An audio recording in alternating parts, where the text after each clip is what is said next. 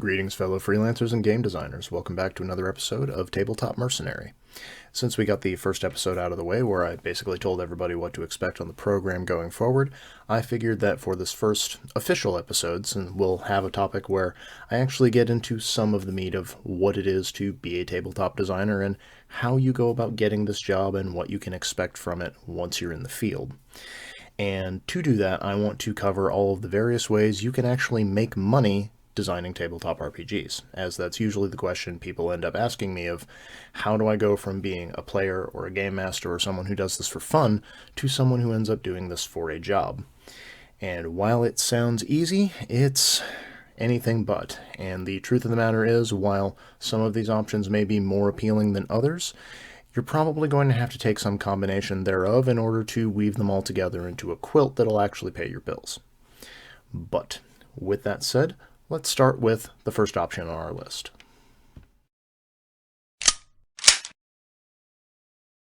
The first option on our list for those who are looking to get into the game design profession is freelance work, or mercenary work as I end up calling it most of the time. Most of us who have played tabletop RPGs before are familiar with the concept of freelance work. Someone brings you a job, they offer you a payment to complete that job to their specifications. When you're done, they give you the money and you go on your merry way. It's the same with tabletop RPGs as it is in really the rest of the publishing industry and a lot of other industries. And when you are a freelancer, whether you're just getting into the profession or you've been doing this for a while, there's a couple of different ways and rates you can be paid. And this is going to vary based on who you work for and a lot of other factors. But if you're just getting into things and you want to know what is a good rate of pay for a job you've been given, whether it's someone wants you to write up a monster stat block, or someone wants you to do intro fiction, or someone wants you to work on some world building projects for a bigger, more involved game, what should you expect? Generally speaking, a professional rate of pay for anyone who's looking for a per word rate as a fiction writer or just as a writer in general, you're looking for somewhere between 4 to 6 cents per word. Now, I will say that that is very unlikely to be a pay rate you're offered in tabletop RPGs. It is a very small niche, and there are not a lot of companies that are willing to compensate you at that rate. I've had it happen a couple of times, and I've been in the industry for about 10 years now. I think only about 3 companies have given me a rate that high over the length of my career. Most of the time, if you're looking for a per word rate, you're going to see something like half a cent per word at the absolute bottom of the barrel to somewhere around 3 cents per word if you have a mid-sized company who's looking for something affordable for someone to bring their talent to the job. Most of the time you're going to see 1 to 2 cents per word, somewhere in there, and a lot of that's going to depend on what you negotiate for, what your experience is, things like that. With that said, there is another way that you can sort of even out your earnings on this, and that is to accept royalties for your work. Now, not all publishers are going to give you this option. Some publishers will try to give you this option exclusively. And for those who've heard the term royalty, but you might not know what it is, essentially this is when you are either a contributor to a project or you have written a project entirely. You get a cut of every sale of that thing that goes out. So if you wrote a novel, you get 10% off the top, for instance. It's usually more than that, but that's just a nice round figure. So if a book costs $5, you get 10% of that in your pocket every time it sells. A lot of companies will give you this as either an incentive because they want to make sure that you're out there and you're promoting the project once it's done and you've written your part and it's been published. But a lot of other companies will offer you a really good royalty rate without any upfront payment. What they don't usually tell you is that it is very difficult to sell a lot of copies of any given tabletop role-playing property. For those who've been on DriveThruRPG, they have a medals system for how many copies a given RPG has sold or a given supplement has sold. Copper means that it's sold 50 copies. That does not sound like a lot. However, with the vast archive of stuff on that site, about 80% of titles on there don't even hit copper.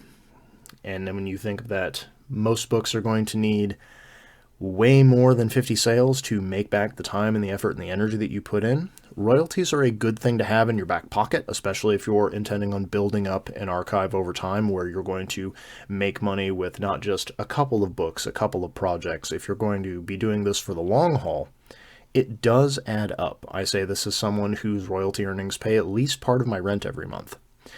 But if you have bills to pay now, and you're looking at a project that's offering to pay you a 30% royalty but nothing else, ask for what kind of sales numbers they're projecting for that project once it's come out and once it starts moving copies.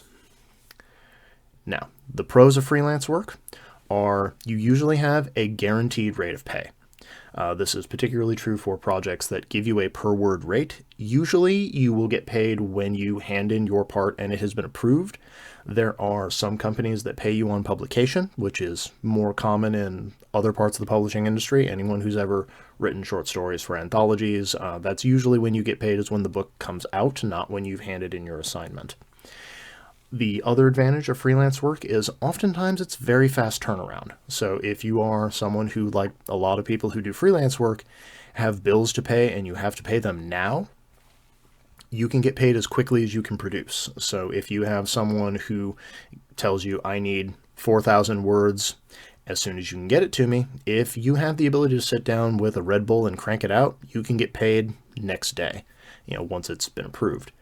The difficulty with freelance work, of course, is that it can be difficult to find work if you're not already established. I will say Tabletop RPGs largely runs on freelancers. If you pick up basically any book that's come out from a major publication, for every one name that's a company employee who works for them full time, there were probably half a dozen freelancers all doing their part to make sure that the book got put together more quickly. But once you're actually established and you have contacts and you have people you can go to regularly, getting the work is not the hard part. It's getting a good rate of pay that's the hard part, which can be a bit of a double-edged sword when it comes to freelance work. Yeah, you don't get paid as much as you might need to pay your bills, but you do get paid quickly and reliably, so there's a little bit of both. Another downside of freelance work is that you don't usually have a lot of creative control. And I say this is a very broad, sweeping thing because a lot of the time, a client will come to you and they will give you the details of the project. They'll give you what system you're writing, what setting it's in. They'll tell you the nature of what they want you to write, whether it's, you're writing the description of a particular settlement in a fantasy game, or you're giving stats for starships in a sci-fi game. And you only have a certain amount of creative freedom, and if the client doesn't like what you put out, then you might have to do a lot of edits to make them happy. And that can get frustrating if you have very picky clients, especially if you have very picky clients who are not offering extra pay for putting up with more edits. Now, the last con of freelance work, and this is a thing that I want to warn everyone out there if you're new to writing as a profession, particularly if you're new to tabletop RPGs and freelance work, is that you have what's called project death. And a lot of the time, if you got paid up front, this isn't as big of an issue for you. Project death just refers to when you have turned in your part of something, you did, your assignment, but then the book never gets published. Either the publisher goes under, or the project gets scrapped, or whatever reason, the publication never actually sees the light of day. As long as you got paid up front, you still have your check. It's still fine, but if you were depending on royalties, you may have a problem. And if your agreement was to be paid on publication, but that publication never happens, suddenly you put in a lot of time, effort, and words, and none of it's going to get you any benefit, especially since you can't point at something that you worked on that is complete, that is out there, that future clients can look at your work and say, well, we like your style, we like what you did, let's hire them for this. Because part of what you're doing when you're a freelancer is you're proving that you can create, or at least contribute to, a product that is quality and that people like and that is readable and engaging. So something you should keep in mind, especially if you're dealing with a company that you don't know that well or that has a bit of a reputation for not finishing what they start, is make sure you have what's called a kill fee.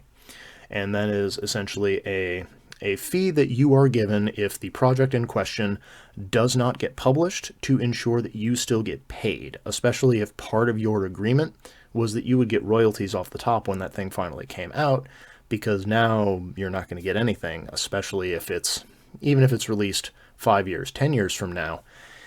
You may have a hard time filling in that gap and paying all your bills in the meantime. So that's the general hard and fast rules that I would give for those who want to try out freelance work. However, freelance work is only one option you have when it comes to being a tabletop RPG writer and creator. Now, moving on to the next option. Tabletop RPGs have been around for decades at this point, and it is important to remember that while a lot of us think of the shiny, glossy handbooks you see from companies like Paizo or Wizards of the Coast or even Onyx Path, that's only a very small portion of the industry. And if you don't have the connections to get in with a major company, if you don't have the resources to reach out to those who are making those big, shiny, glossy projects, you still have the ability to make stuff on your own and to publish it yourself. And these days, we have resources that creators in the past could only have dreamed of, whether it's the tabletop publishing platforms that we have, whether it's the digital distribution we have through sites like One Bookshelf and DriveThruRPG, whether it's the community creation options that we have through things like Dungeon Masters Guild or through Storyteller's Vault that allow us to make products for other existing companies' intellectual property, things that never would have been allowed in the past. You have a huge amount of options if you just want to leap in feet first as a creator and start making things. Especially when you consider that lots of platforms out there these days will give you art that you can put into your books and your supplements. They will give you all the resources you need to make it look pretty. All you have to do is create interesting content that people want to buy. Now, self-publishing, while I just made it sound very sexy and very shiny and very easy, is not all sunshine and roses. I will be the first one to say that. There is a reason that I stay away from it, and I will elucidate those reasons here in a bit. But first, I want to talk about the pros of self-publishing. First and foremost, you have almost full creative control over it. And I say almost because I mentioned those community creation platforms. Those have rules of things you are and are not allowed to do, but even with something that is restricted by someone else's intellectual property, you decide what format you want to use, what things you want to change, what stories you want to tell, what resources you want to provide. And if you're making something in your own setting or you're making something with your own rule set, you can do basically whatever you want to do. Anything that you think will make the game better, or anything you think your audience will want to buy, you can just do it. And that is very freeing, especially if you have this idea that's burning its hole through your brain and you need to get it down on the page. As long as you can create the content, I suppose, if you can create the publication and you can pretty it up and make sure that it meets all of the publishing standards, you can get it out there onto the market and people can buy it. That is a thing that would have been nearly impossible even just a couple decades ago. You would have had to have go through all this rigmarole of publishing and distributing and doing all of these things yourself. Nowadays, it has been so streamlined that basically anyone who wants it enough, who is willing to read a couple of articles, to watch a couple of videos for tutorials, you can make it happen. Even if you don't have access to big, shiny technology, if you're not an artist, if you're not familiar with a lot of the tools of the trade, you can still make something that looks good, and as long as you can design a good game or write a good story, it'll hold up just as well as a lot of other professionally published modules, supplements, world guides, etc. You also have the advantage that you have no deadlines as a self-publisher. And I say this more in the sense of a business rather than in the sense of a publication deadline. Because if you have an audience already that is expecting your book to come out and you've made an announcement and all of that, you are then obligated to your audience to maintain your promises and to do what you said you were going to do. But as a writer, this is very different than if you were taking on a freelance project, say, and they said, I need this handed in, ready to go by October 26th.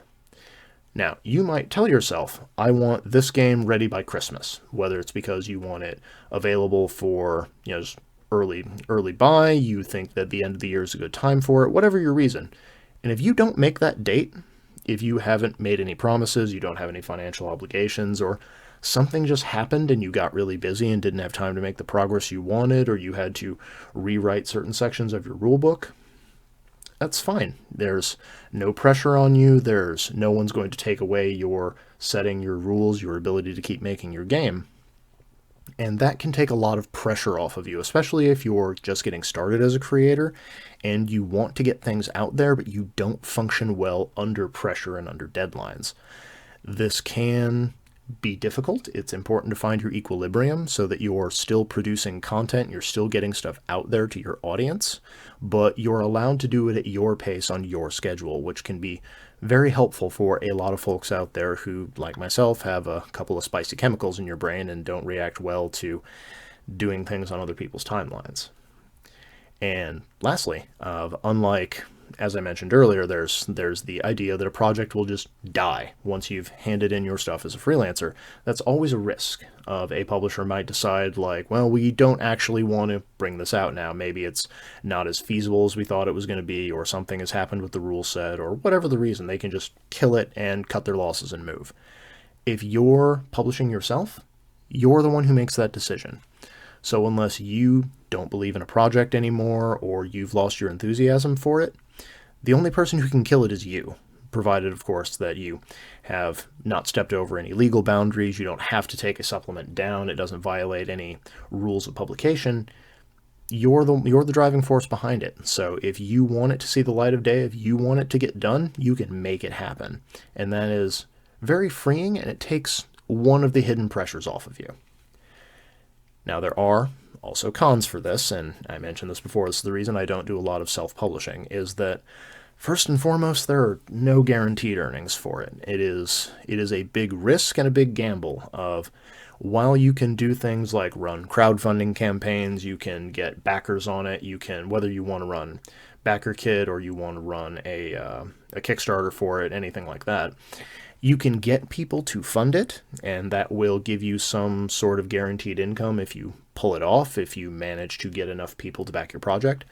But if you're not doing something like that, if you're not getting investors into your game or your supplement or your book or whatever you're making, there's no guarantee that once you get it up on the market, no matter how much time you put into it, no matter how much energy you fed it, that it will go anywhere. You might just sell a handful of copy to friends and family who think it's neat that you published this game, or they want to check out the project you've been talking about all this time. You might sell 1 million copies and become like a site-wide bestseller and a new TTRPG phenomenon. It's a roll of the dice.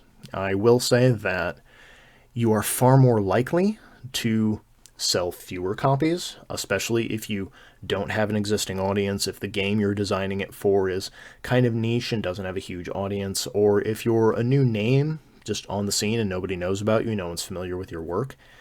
It is always best to assume that you are going to make fewer sales rather than making more sales. Even if that is a depressing way to look at stuff, it helps you hedge your bets a lot, because you will never have a problem of making too much money or having too many sales. But if you're depending on a certain amount of sales or a certain amount of income for a project and it doesn't manifest, suddenly you have a bed of nails that you now need to lie in, and that can be a problem.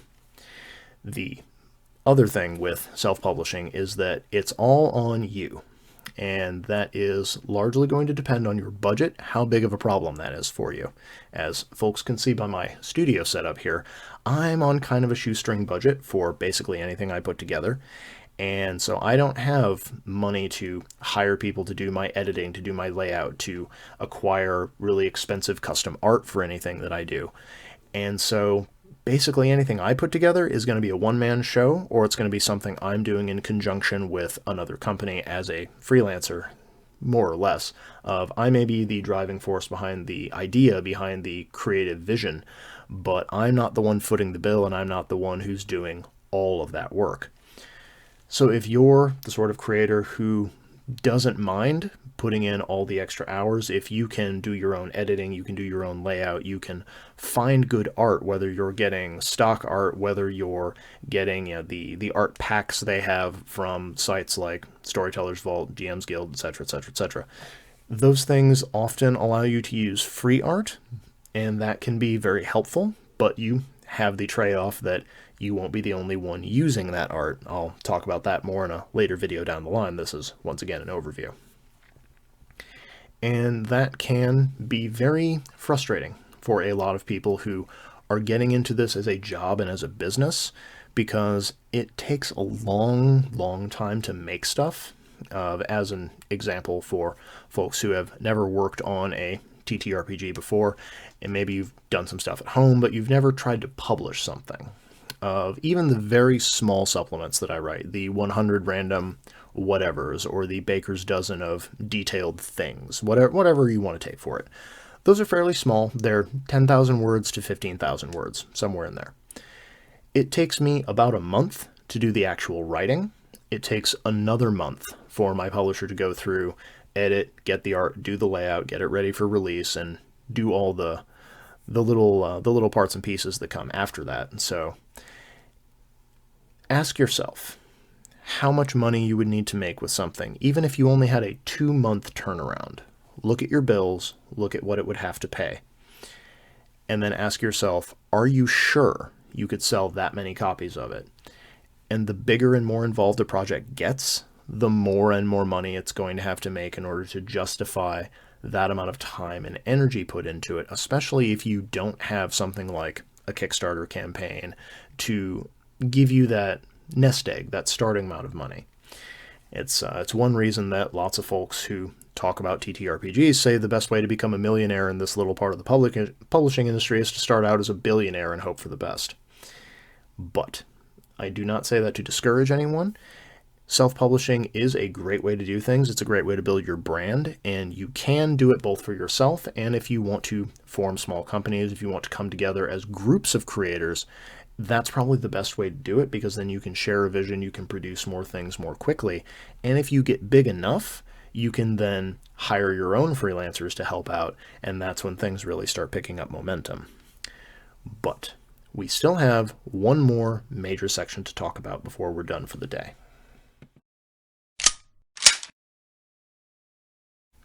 Up until this point, I've mainly talked about how to make money actually making RPGs or making the various tools surrounding RPGs themselves, whether it's modules or supplemental species guides or tool sets, things like that. But there is another option that is sort of the ecosystem around those games and the fandom we have surrounding them, and that is just the broad category of associated media. And it covers basically anything that isn't making games and supplements and the tools for those games themselves, but all of the stuff that surrounds them and that sort of fills the hobby and provides additional content. As a good example, you're watching a piece of associated media right now.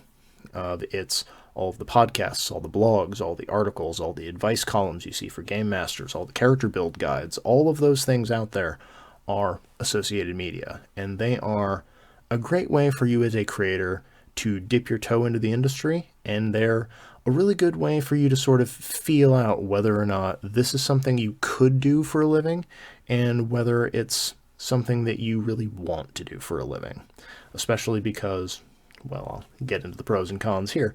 The pros of it are you can jump around a lot. You can create basically whatever you want because there's a really fast turnaround, and oftentimes it's very simple to just pump out content a lot quicker than you can make an actual game or a supplement for a game. Now, as I mentioned in the last section, it takes about a month for me to write an actual supplement for an RPG. I could, in theory, really buckle down and do it faster than that if I had to, but that's sort of the pace that I'm used to for creating a full supplement. For creating an article, say. Let's say I wanted to do a character conversion guide, like the one I did for bringing the Punisher or Guts into Pathfinder 1st edition.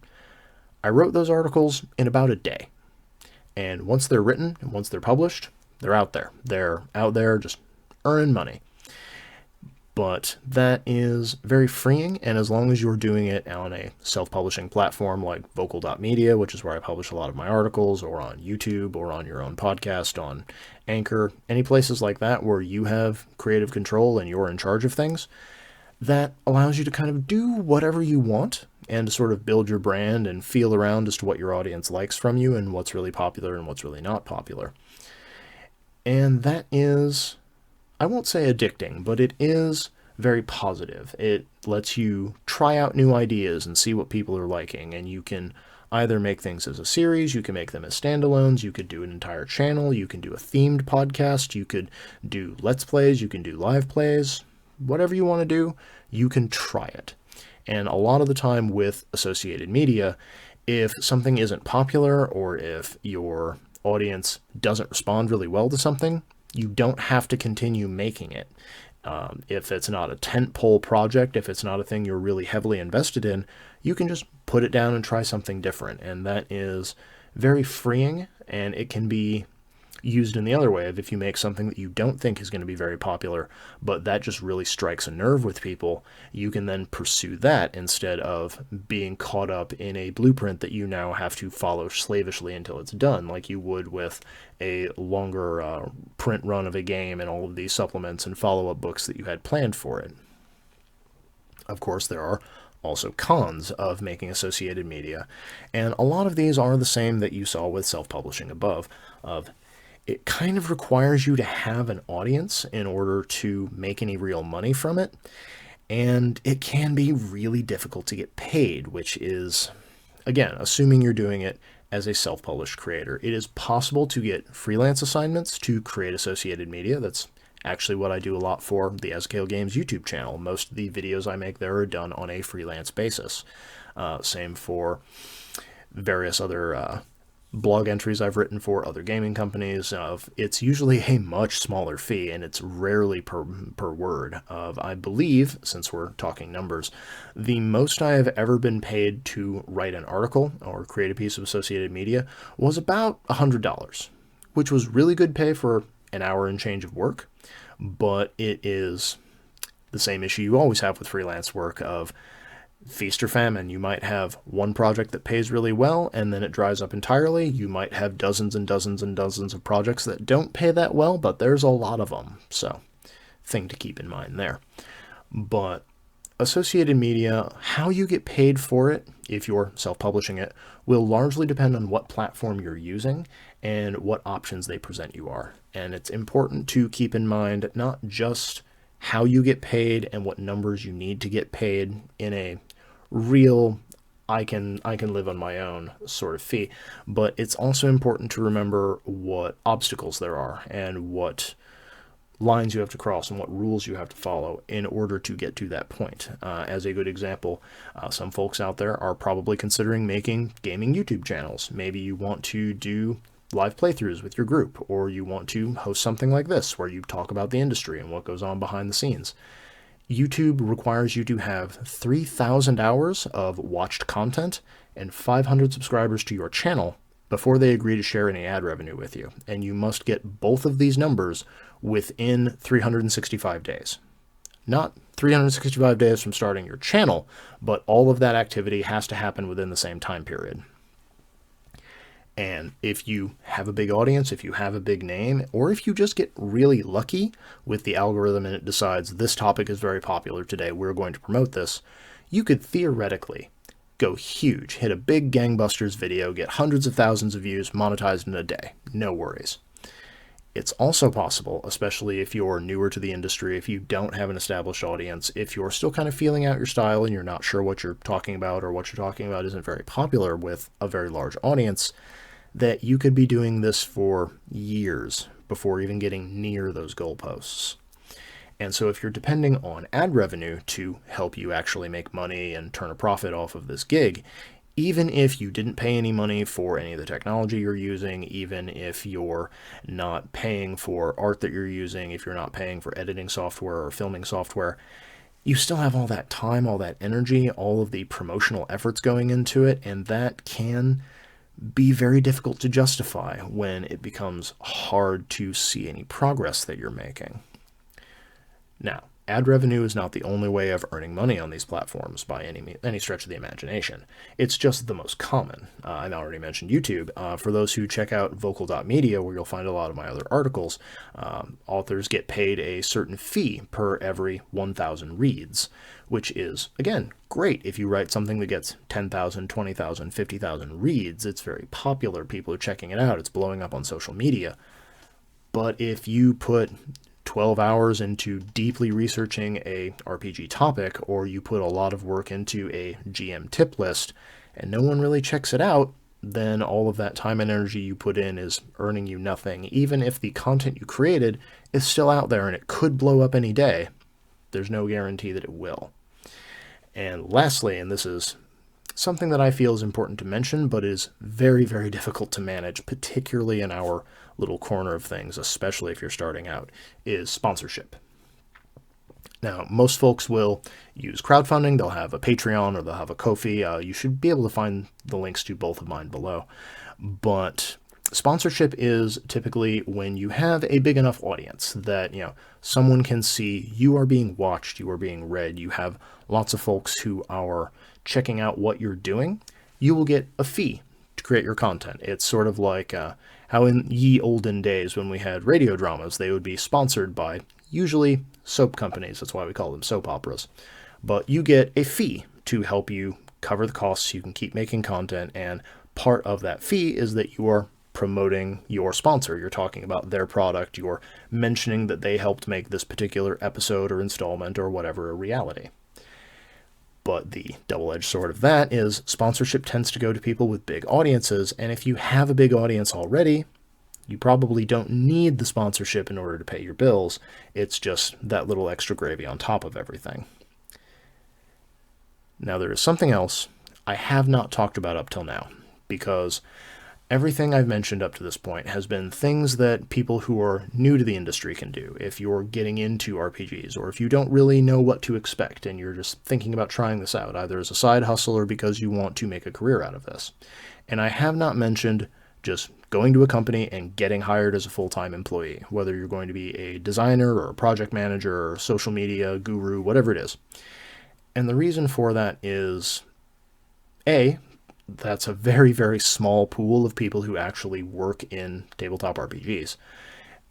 They're a significant pool. Lots of them are very talented people, but it is not realistic for someone without a publishing history, without a lot of, at least some experience, without something to show as a portfolio to those companies to explain to them, I know this industry, I have experience here, let me represent your company and help make your products better.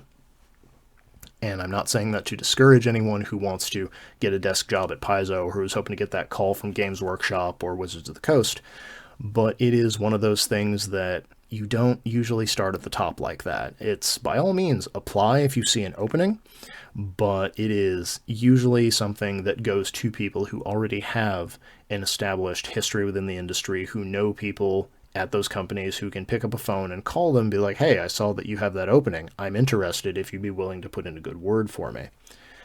And so it's not really something that I feel is realistic for those who are starting, and it's something to work toward. So just keep that in mind going forward of, it's not that it's impossible to do or those jobs have all been automated and don't exist, but it's not an easy thing to do, and it's something that most of us can only dream of. Is the idea of getting a salary and benefits is far outside of my expectations. But that's my general overview for the various ways you can make money as a tabletop creator in the professional area of the industry. And again, it is important to remember that these are not all standalone jobs that are utterly unrelated to each other. These are all intertwined. They're different branches of the same tree. So a lot of the time you will find yourself working in one or more of them at the same time, and they will cross over. As an example, say you had a YouTube channel you were working on getting more popular, and part of the content that you make there is talking about the experience you had as a designer for a game you just self-published. Or if you're having a playtest with a bunch of your friends and you put that up on your channel so that people can watch you play the game, see how much fun it is, and then they go over to your website to check it out and buy a copy for themselves. They all feed into each other, and you're probably going to end up in one or more of them at any given time, if you make this your career, it's very likely that you might be in all of them at once. So pick whichever door looks friendliest for you, and enjoy the ride. It might be a little bumpy, but it's definitely worth taking if this is your passion and this is the thing you want to do. And as always, check out my various support links in the description below. If you have any questions you would like to see answered in future videos, or if there's something I mentioned in this one that you're a little unclear on and you'd like more details because I was giving an overview rather than a deep dive, please put those in the comments below. I will do my best to get to everyone. And until next time, this is your Tabletop Mercenary, signing off. First and foremost, thank you for staying to the end of this episode of Tabletop Mercenary. If there's a question you have about being an RPG creator, please don't hesitate to put it in the comments below so I can address it in a future episode. If you want to help me keep the lights on and keep this show going, then please consider subscribing to the channel, liking the video, and giving it a share on your own social media pages to help boost the signal. Lastly, if you really enjoyed this episode, please consider leaving a tip by buying me a Ko-fi or becoming a Patreon patron at the links in the video description below. You'll find me on both sites under the name The Literary Mercenary.